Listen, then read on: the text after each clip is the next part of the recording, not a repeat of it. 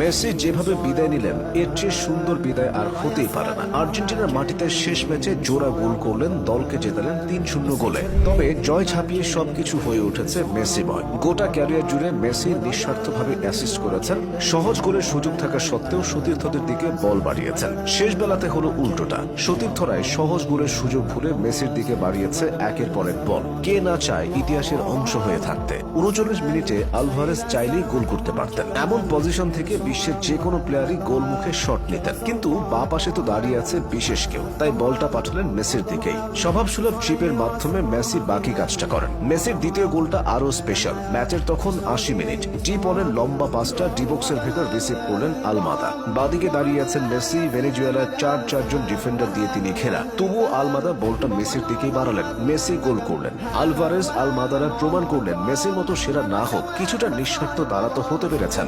২০০৭ সালের ১৮ এপ্রিল, আজ থেকে ঠিক ৬৭১৫ দিন আগে আর্জেন্টিনার মাটিতে আর্জেন্টিনার জার্সিতে মেসি প্রথম ম্যাচটা খেলেছিলেন। মেসি তখন ১৯ বছরের তাগড়া যুবক।